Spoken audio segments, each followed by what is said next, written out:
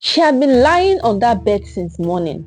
The nurses had taken her blood pressure, asked a few routine questions, and left her there with a small wrapper tucked around her belly. She remembered one of them saying, "She's just a first timer. Early labor, no need to worry. She's a first timer." But now, her womb spoke a different language. Long ago, in the heart of Lagos, beyond the traffic-choked roads and the impatient horns of yellow danfos, there stood a public hospital, one of those buildings that wore its years like old wrappers, faded, torn at the corners, but still trying. That morning, Hariza had left his gadget shop at Balogun Market and rushed home after Ifeoma called that she was having cramps. "Arinze, please let's go. I don't want to give birth at home. Oh. Don't forget the delivery mat. Where is my baby sauce? Arinze, please add everything inside the Ghana must go. Let's go. I don't want to forget anything, please." It was their first child, and Arinze had followed his wife Ifeoma to the hospital to deliver their baby. The signboard outside read General Hospital Ode. Though the RNA General had long fallen off, the building mourned under its own weight, broken ceilings, rusted beds, and peeling walls that had heard more prayers than church altars. In Ward 7, the maternity unit, lay Ifeoma. She had always imagined her first bed to be surrounded by warmth, maybe the scent of fried plantain wafting from the kitchen, her mother humming softly beside her, her husband holding her hand. But instead, she found herself lying alone in a thin hospital gown on a creaky metal bed in a public ward that smelled of bleach and neglect. The hospital was one of those places the government built with pride but forgot to love. Its corridors groaned under the weight of footsteps, complaints, and tired hopes. The paint on the walls flaked like dry skin. The window panes held more dust than glass. Still, it was where the poor came to give birth. She was in her 8th month, her first pregnancy. Her belly curved high like a calabash filled with river water. Her legs were swollen, her eyes heavy. She had not slept, not truly. The mattress beneath her back was thin, too thin to carry both woman and pain. Her wrapper stuck to her skin, soaked in heat and fear. One of the nurses had given her a file and mumbled, "Just rest. Your labor never even starts." And this was yesterday. She had been lying on that bed since morning. The nurses had taken her blood pressure and asked a few routine questions and left her there with a small wrapper tucked around her belly. She remembered one of them saying she's just a first timer. Early labor. Now early labor be this. It never starts. There is no need to worry. But now her womb spoke a different language. The pain came like a wave, deep and wide, rising from her feet and crashing against her chest. She gasped, clutched the bed rail. The metal was cold. Her fingers trembled. "Nurse!" she called out, barely above a whisper. No one came. She tried again, louder this time. "Nurse! Please!" A few feet away at the nurse's table, 3 women in uniform sat. One was scrolling through her phone, another rubbing white balm on her forehead. The third had her back turned, chewing something loudly. They heard her, yes, but they did not move. "She go still shout tire," one of them muttered. "Early labor dey always be like this. E go be like say dem wan die." They laughed, but Ifeoma did not. Now, as the afternoon sun climbed high and pressed itself against the window glass, Ifeoma felt her body shift. A pressure, a pull, a wave from inside, like her womb was folding in on itself. She clutched herself. "Nurse!" she called softly. No one answered again. "Nurse, Biko!" Still nothing. Then came the pain. This one was different. Not a knock, a slam. It rose from her spine and wrapped around her chest like a belt, forcing her eyes shut. She cried out, a sharp sound, raw and wordless. One nurse turned and scoffed. She's a first timer, abeg.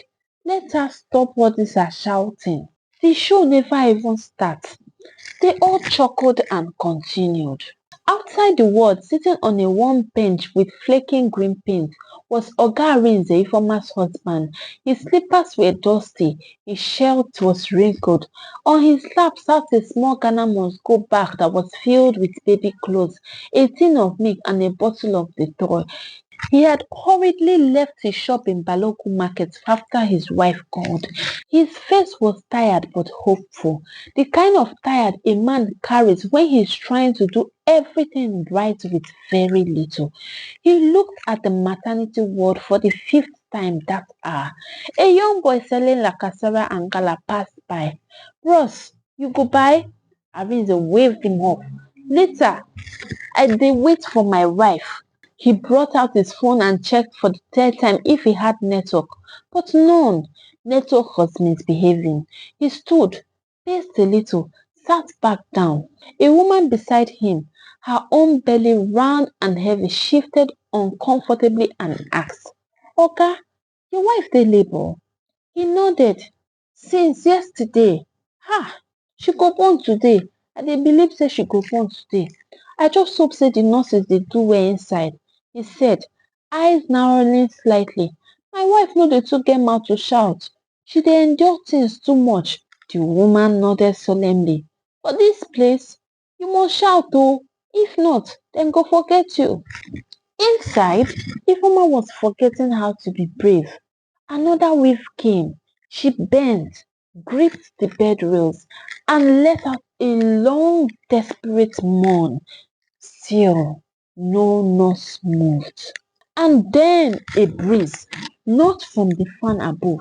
That one had stopped turning hours ago. The breeze was low, cool. It rolled over her skin like cold water trickling down her back. When she opened her eyes, someone was standing by her bedside. A woman in a nurse gown, older than the others, calm. Her eyes didn't dart around like the rest. They were steady, soft. Ifeoma didn't care where she came from or why her face was unfamiliar. She was just glad, so glad that someone had finally come. The nurse didn't ask questions. She simply touched Ifeoma's shoulder and said, You are doing well. Breathe through it. I am here. Ifeoma reached for her hand. It was cold, strangely cold, but steady.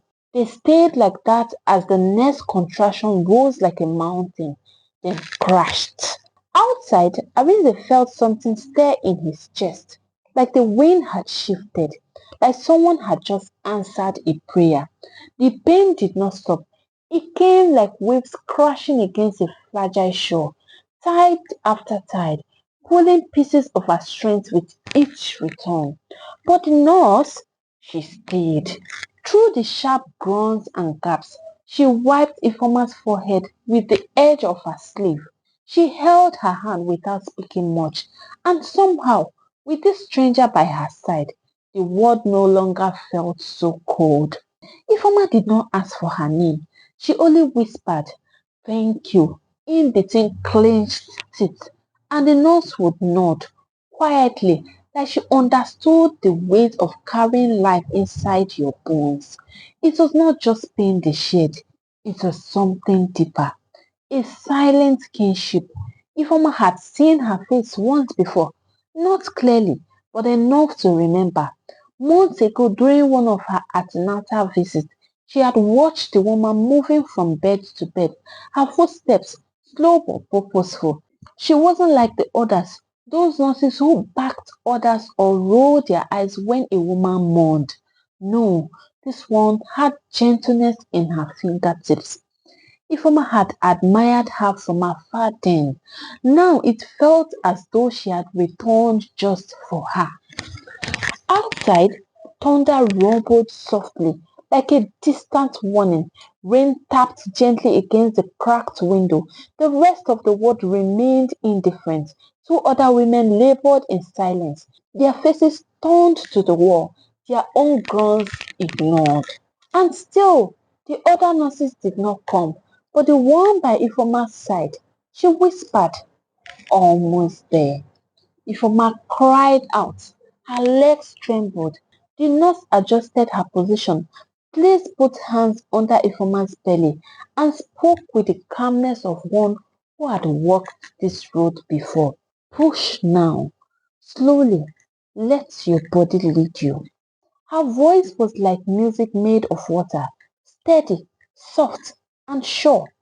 With every ounce of strength left in her, Ifeoma bore down. Once, twice, and then on the third wave, she felt it. A release, a flood, a cry, a child, a boy. His scream filled the room, loud and raw, like the voice of a new world declaring itself. Ifeoma collapsed back into the mattress, drenched in sweat, her chest rising and falling like a drum beat after war. She laughed through tears, her lips trembling. He's here, she whispered. My son is here. The nurse smiled. Let me clean him up, she said gently, already wrapping the baby in a small white cloth. Her hands were sure. Her arms cradled the child like the familiarity of a mother. I will be right back, she added. Rest now. Ifeoma nodded, eyes heavy with joy and exhaustion. She did not see where the nurse went. She only knew her baby was safe, and that was enough, at least, until the room grew still and the hours began to pass. One nurse entered briefly and glanced at her chart without speaking. Her arm searched for the child that should be lying next to her, but there was no baby, no sound, no nurse. Excuse me, she called out, her voice hoarse. Where is my child? A nurse looked up from her phone. Which child? My son. The nurse that helped me. She took him to clean.